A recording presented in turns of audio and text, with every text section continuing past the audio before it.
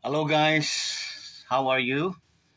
A blessed day, Friday, no? A blessed Friday to all of you, uh, believers and Christians, no?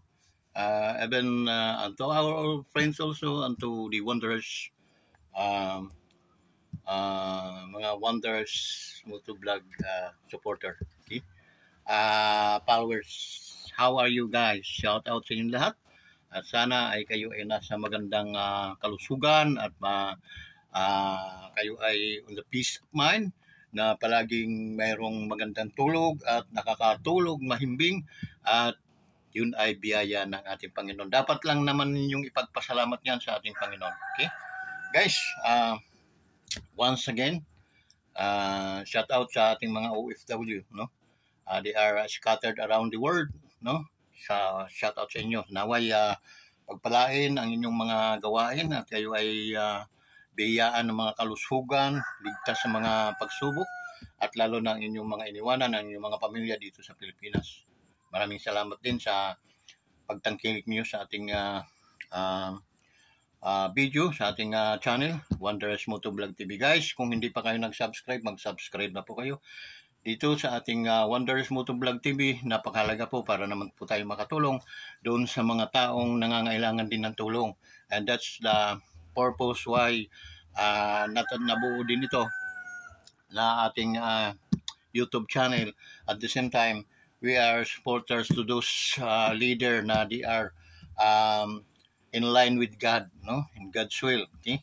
So, sa shout out din natin ang ating ating dating Pangulo, no? Rodrigo Roa Duterte.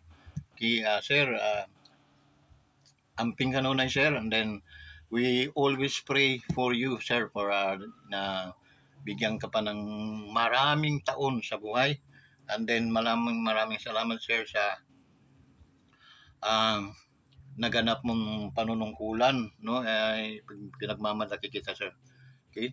Sa buong naming pamilya, sir, sa mga kaibigan, ipinagmamalaki ka namin dahil ikaw po ay tunay na tao, tunay na Pilipino, at handang ibuwis ang buhay para sa mga kababayan nating Pilipino.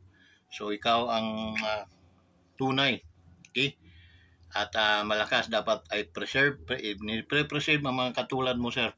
Okay, dahil kakaunti at ilan-ilan lang po ang mga katulad po ninyo. So, ako'y nalulungkot at subong-subo po kayo, sir, sa mga nangyayari karon, no? Na pinipersecute kayo, hinahabol kayo, and instead na kayo pasalamatan, instead na kayo palakpakan, kayo i-lift up, no? Dahil sa mabuting nagawa ninyo sa ating bansa, ito po ang napalapa po ninyo. Okay? Kami nakikisama po, no, sa inyo, sir. Ano mang mangyari, hindi ka po namin iiwanan.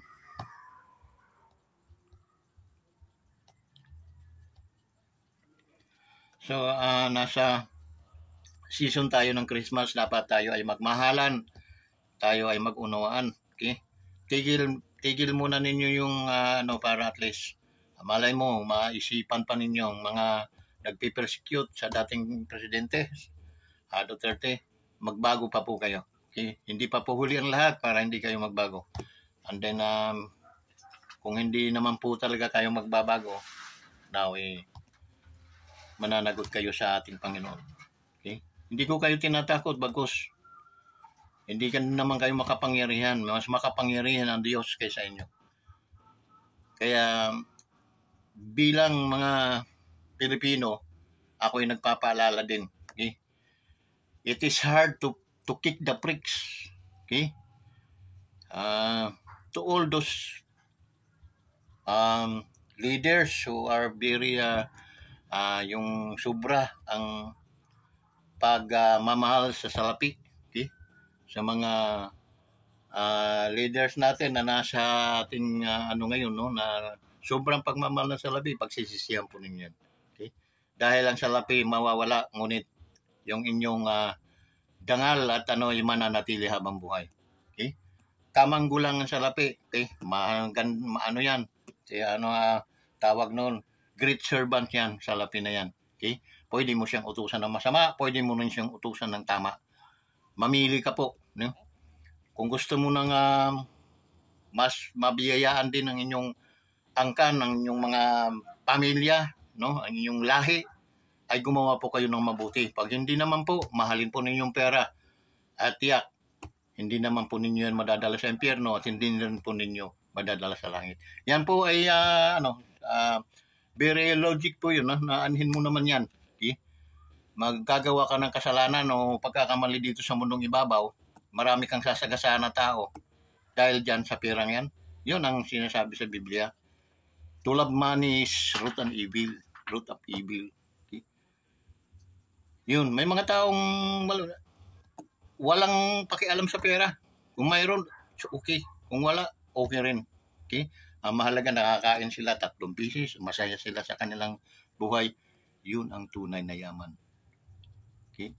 Yun ang tunay na yaman. Buksan niyo mga tinga ninyo, lalo na mga Romaldis, no? Because hindi po natutuwa ang mga tao. Kung kakalabanin po niyo ang tao, parang kinalaban na po ninyo ang Diyos. Pag kinalaban ninyo ang Diyos, napakahirap. Okay? Hindi po kayo ubra, sa totoo lang. At ang karma ay napakabilis. Pag pinili po ninyo yan, why not? Magkakaroon kayo ng napakaraming salapi. Aanhin mo naman yan. What a profit a man, he gained the whole world, but he lost his own soul. Ngayon, hindi pa ninyo yun maano dahil nag-i-enjoy po kayo sa kaban ng ating bayan. Okay? Nag-i-enjoy, hindi po mga tulog at hindi po mga tanga ang taong, lalo ng mga Pilipino. Nakamasid lang po kami lahat sa mga pinaggagawa ninyo. Ngayon, huwag po ninyo antayin na mag-react ang tao na nagluklok din sa inyo. Okay? Kasi lahat ng katarantaduhan ay mayroong hangganan. Malay nyo, nasa hangganan na tayo. Okay? So wag po ninyong subukang hamunin ang ating Panginoon sa pamamagitan ng pagiging arugante ninyo, sa pamamagitan ng hindi makatao lahat ang inyong mga dahil nabubulag kayo sa salapi. Kaya nakakaawa. Kahit kami hirap, kahit kami walang salapi na milyon-milyon o ano man dyan, masaya kami. Dahil unang-una, wala po kaming karamdaman. Okay? Mayroong Jesus, Kristo, na nagpapagaling sa lahat naming karamdaman. So our God supply our needs according to His riches and glory through Christ Jesus. Not sinabing through Romualdez o through Marcos. Huwag niyong subukan, guys. Huwag niyong subukan. Kasi hinangaan namin ng mga Marcos ha, hindi Romualdez. Wala po kaming kahanga-hanga dyan sa mga Romualdez na yan. Ano bang nagawa dyan sa bansang Pilipinas? Magsabi mga Romualdez o mga follower ni Romualdez, magsabi, anong nagawa niyo sa Pilipinas?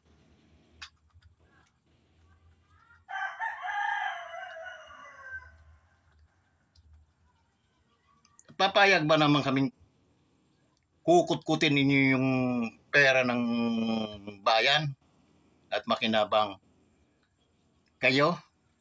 Oh my God. Parang hindi ata tama. Parang kinikita-kita ko na may mga taong sinisilaban sa mga nagagapos sa inis ng mga tao. Ginapos at sinilaban. Parang nakikita-kita ko yun. No? Parang lang. In my own wag niyong subukan. Matatapang ang Pilipino. Okay? Matatapang. Kaya mag-isip kayo. mga ilang linggo pa para magbagong taon. Okay? I-flush out nyo parang inuduro. Flush out ninyo. Okay? Yung kasamaan ng inyong mga pinaggagawa. Kasamaan ng inyong mga anino. Okay? Huwag po ninyong balatan yung bansa natin. At huwag niyong sipsipin ang bawat katas nito. At pag wala ng katas, sa kanyo bibitawan. At kayo ay magkakanya-kanya kung saan mga bansa. Di po obra yun. Ako po ay yung hanapin ko po kayo kahit saan kayong bansa pagpunta.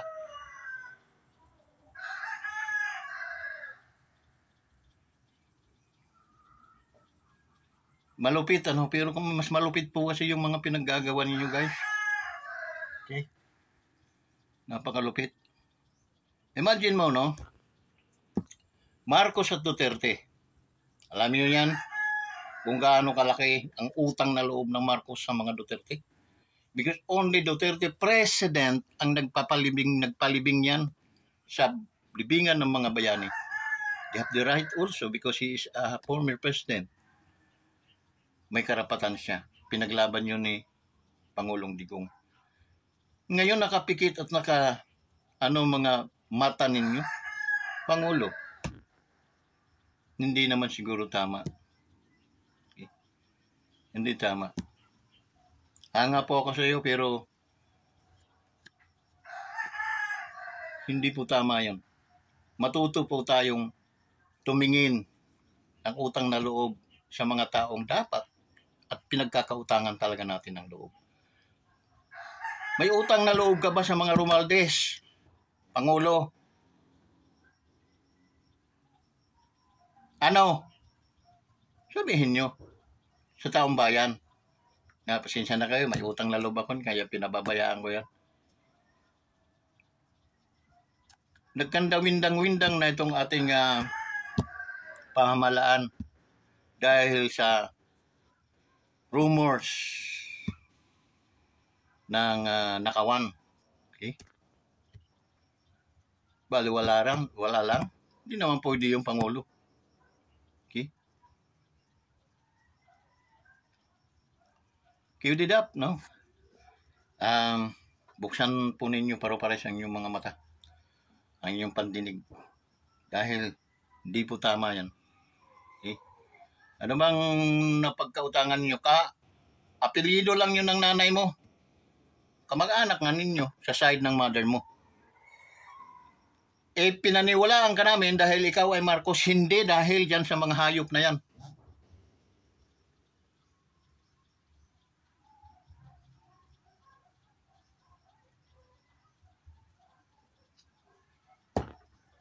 Tapos ngayon,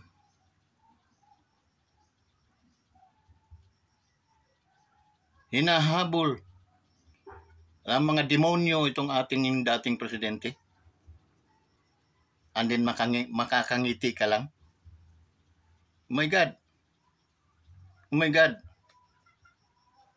Hindi po ataari. It is your turn na magbalik ka naman ng loob. Teka muna. Ano bang mga nangyayari? Ano bang sinasabi ni Kawanderers?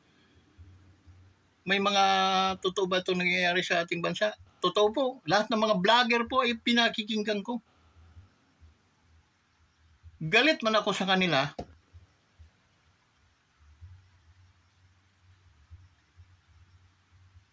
Nagblabag ako, nakikiusap ako sa kanila. Igalang, irespeto ang ating Pangulo. Dahil yan ay hari ng ating bansa. Maging ang kanyang pamilya, irespeto din natin. Wala tayong karapatan upang sila siraan.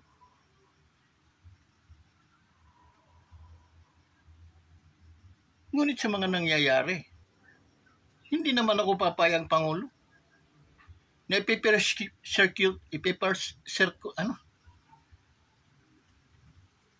nawala na tuloy ko. I-persecute ninyo yung dating Pangulo at kayo ay lalabas na payag. ICC daw ay nandyan na. Totoo ba yan? Samantala ay nung araw ay ayaw na ayaw mo. What happened to you now?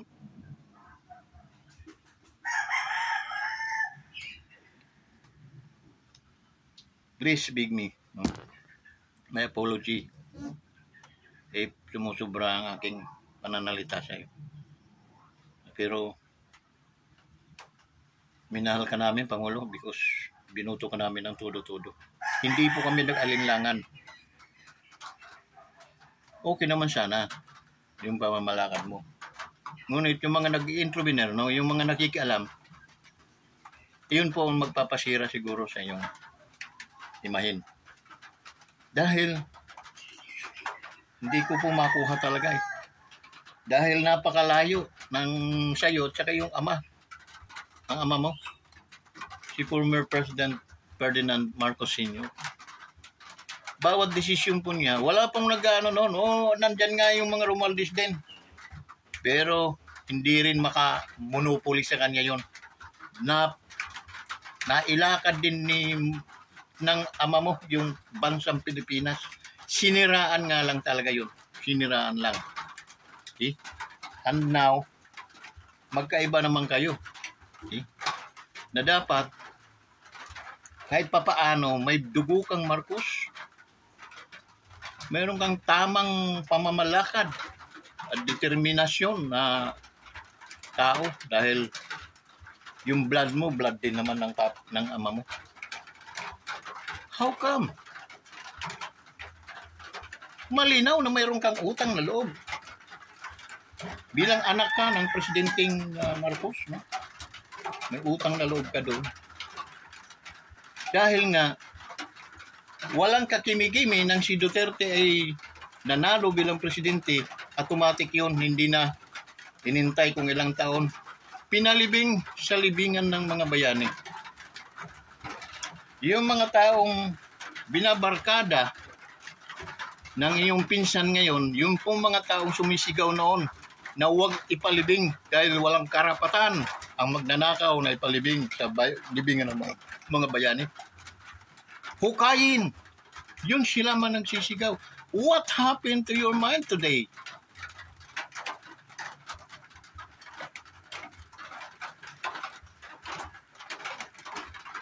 Gumising ka ng habang maaga pa.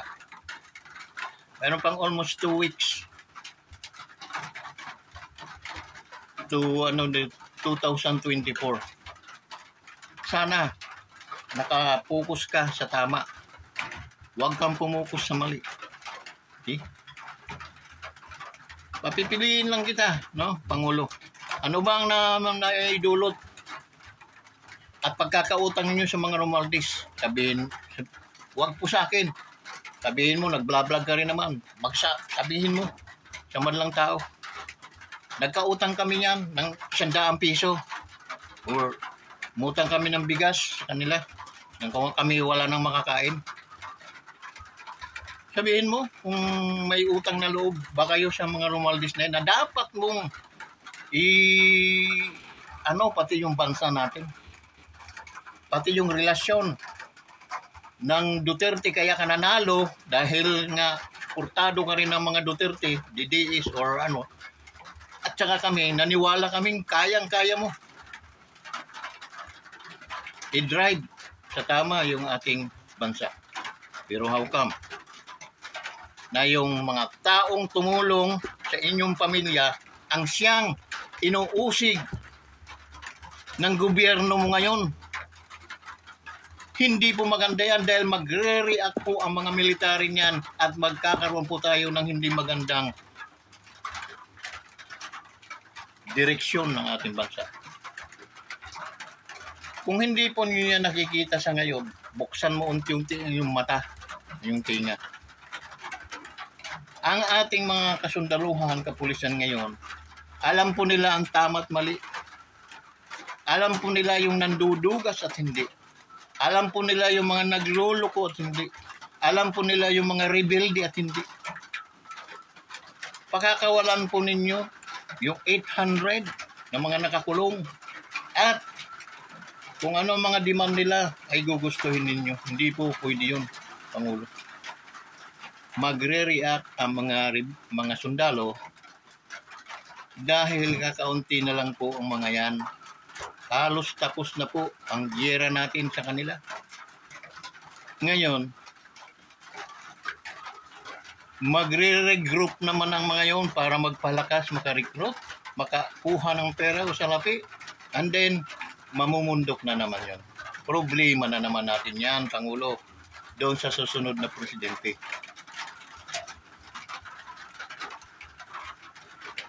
Be a nice one.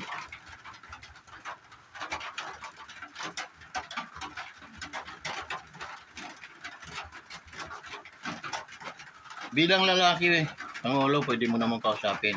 Kung may problema tayo sa pamilya, huwag muna makialam ang pamilya ko after 5 years from now. Huwag muna kayo makialam sa operation, sa pagdadrive, pagmamaniho ko nitong ating bansa. At kung kayo lalabag sa akin, ako mismong magpapakulong sa inyo. See? Yung kaya hindi sila tutupad, susunod tayo. So Romualdez, oo nga, kamag-anak ka ng nanay ko. Pero tatanggalin kita dahil hindi po maganda ang mga pinagagawa mo sa bansang Pilipinas. Magiging isang sigalot ka o isang pag-uumpisahan ng madugong labanan pag nag-react ang ating mga kasundaluhan.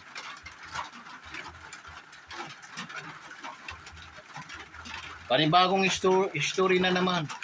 Malibang kay Iraq, mayroon na namang presidenteng napatalsik at yun ay ayaw naming mangyari, Pangulo. Kaya gumising ka habang maaga. Gumising ka.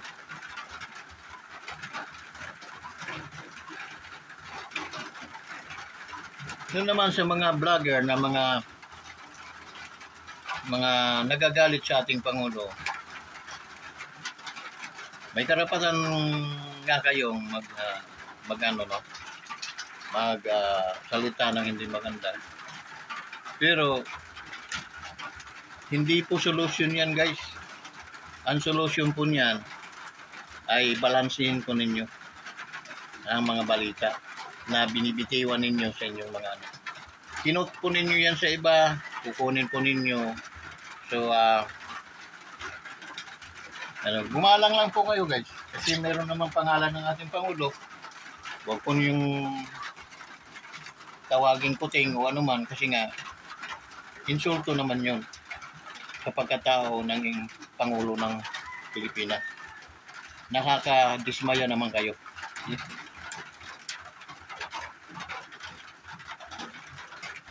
Tawagin na lang niyo sa tamang tawag. President, dahil presidente naman. BBM, okay naman. Countries. Pero yung tawagin nyo ng puting, parang pang-insulto na ninyo yun. No? Wala na kayong mga batasan, mga klaseng mga tao.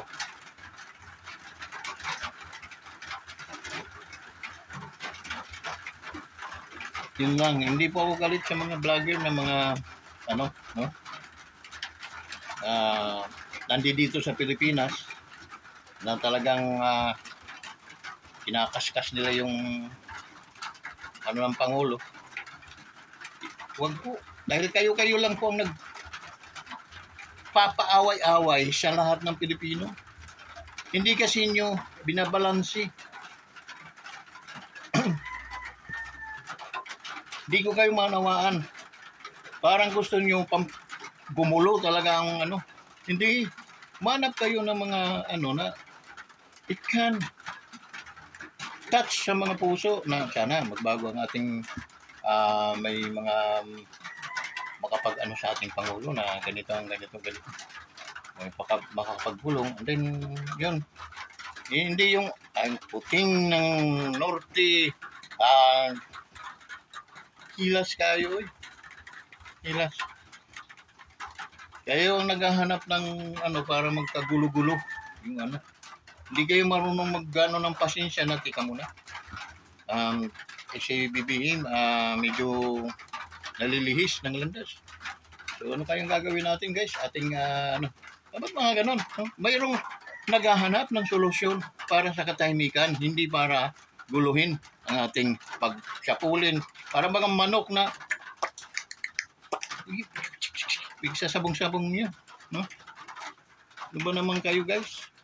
Ano bang nangyayari sa inyo?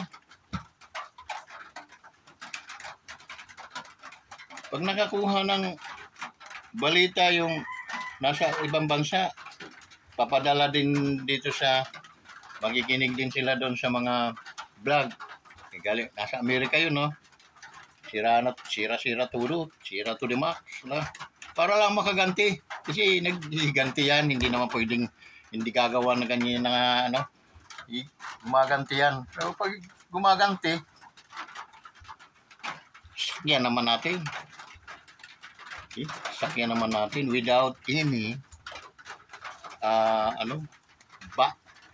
balansin, tingnan mo na. Ito ba yung mga kabuti? Baka naman ito yung makakapagpaalab lang ng galit. Anuhin natin. Yung dapat mga vloggers, hindi yung ko naman. For the sake na mag-content lang, kikita, ganon, parang mayroong nervyos na mangyayari. Ko naman.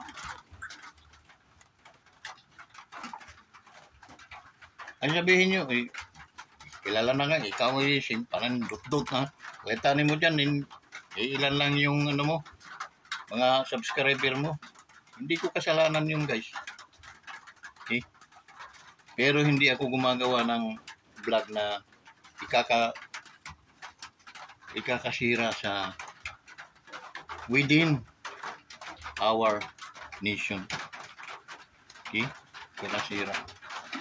Hindi ako magpapasabong-sabong sa kanila para at magkaroon ng hatred ang bawat isa. Kantiyan. Yan pag-react niya, Presidente, magre-react siya sa Duterte, edi siya Vice President siya magre-react. Edi gulo na. Okay? Gulo na. Yung napangalanan Tambaloslos, tama lang yun. Tambaloslos, bakit? Sino ba yan? Di naman yan presidente ng Pilipinas. Yan ay speaker. Kinuha lang yun ng presidente, linagay dyan. O, di presidente din ang magtatanggal niyan. Nagkataon nga na pinsan. Hindi ko lang alam dahil wala naman sigurong utang na loob itong mga Marcos sa mga Romualdez. May kasaysayan pa nga na mga Romualdez pang naging burden sa mga ano na yan. Yan si Kukoy, yung ama niya ng nandyan ngayon. Yan ay sinabi, mayroon tayong makukuhang mga video dyan na sinabi talaga na yun nga. Okay?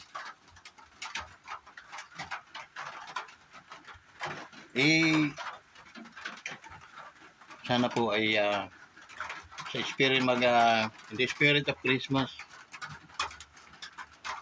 break muna. Break muna. Ano muna tayo? Puro kabutihan muna, puro positibo muna ang ating pag-vlog. Huwag muna tayo mag-vlog ng mga negatibo. Kung pwede nga lang. Pero para ring walang mga awa itong mga ibang mga walang tigil din. Ikaw muna ang bibig.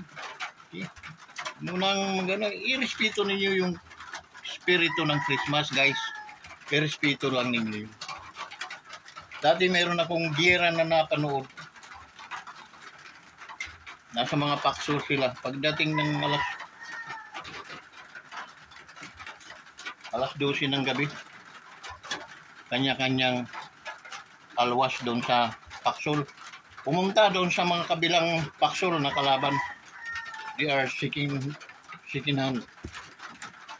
Nag-embrace at bumati. Merry Christmas, my enemy. Okay? My friend. After Christmas, they are enemy again. Okay? Napakasarap ang feelings. Pakaramdam nyo. Di ba masarap? Sana gano'n. Guys, ang ating Diyos ay nakapagpatawad. How much more ikaw na ikaw ay tao lamang. See? So, huwag po tayong magsalita ng tapos dahil tayo po ay mga tao lamang. We are subject to change. That's the reason why hindi po tayo talaga magiging Ginoo o Diyos dahil nga sabi ng Panginoon, my thoughts is higher than your thoughts. Kaya kong magpatawad. Okay? Kaya ko. But you, hindi nyo kaya yun. Yun ang kaibahan natin. And my ways are higher than your ways. Ang ating mga daan ay mas mataas kaysa inyong mga daan. It is true.